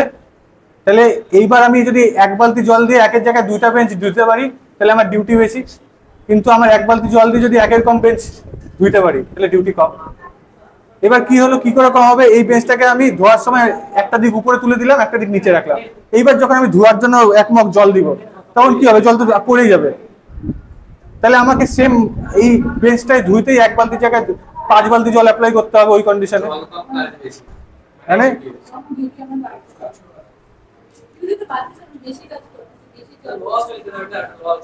তুই এখনো ডিউটি পড়ে আছিস, ডিউটি মানে কাজ করা, ওইভাবে পড়ে আছিস, তাহলে তুই কি করে হবে। ডিউটি মানে কি, number of hectare you can irrigated by supplying 1 cumec water. তুই ডিউটি মানে আজকে কাজ করা, ও বেশি 5 লিটার দিয়ে ধুইতে হচ্ছে মানে 5 লিটার আমাকে কাজ বেশি, বুঝিস না, আমি শেষ করে বলবো। নেক্সট হলো ক্রপ রোটেশন। ক্রপ রোটেশন করলে কি সুবিধা পাবো একটু আগে বলা হলো, সেটারও ডিউটি বেশি হবে। নেক্সট হলো method of assessment of water and lastly implementation of tax, ঠিক আছে।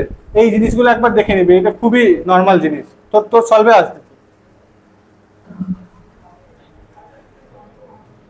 থাক, আজকে এই অবধি থাক, নেক্সট দিন থেকে রিলেশন শুরু করবো, ওকে। তাহলে আজকে এই অবধি থাকলো। পরে